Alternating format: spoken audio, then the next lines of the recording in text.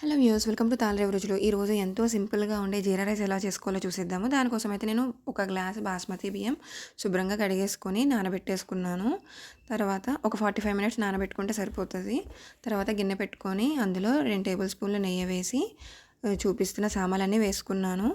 మిరియాలు ఒక 5-6 మిరియం గింజలు, అలాగే 2 లవంగాలు, 2 యాలకులు, చిన్న దాల్చిన చెక్క, ఒక బిర్యానీ ఆకు, ఒక టేబుల్ స్పూన్ షాజీరా, ఒక టేబుల్ స్పూన్ జీలకర్ర వేసుకొని ఒక నిమిషం పాటు దూరగా వేయించేసుకొని గ్లాసు బియ్యానికి 2 గ్లాసుల వరకు నీళ్ళు వేసుకొని నీళ్ళు మరగనివ్వాలన్నమాట.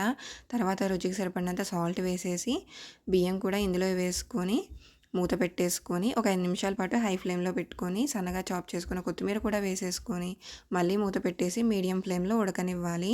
వాటర్ అంతా ఇంకిపోయేంత వరకు ఉడకనిస్తే ఎంతో టేస్టీగా ఉండి జీరా రైస్ రెడీ అయిపోద్ది అన్నమాట. ఇలా చేసి పెడితే పిల్లలు కూడా ఇష్టంగా తింటారు. రెసిపీ నచ్చితే లైక్ చేసి సబ్స్క్రైబ్ చేసిండి.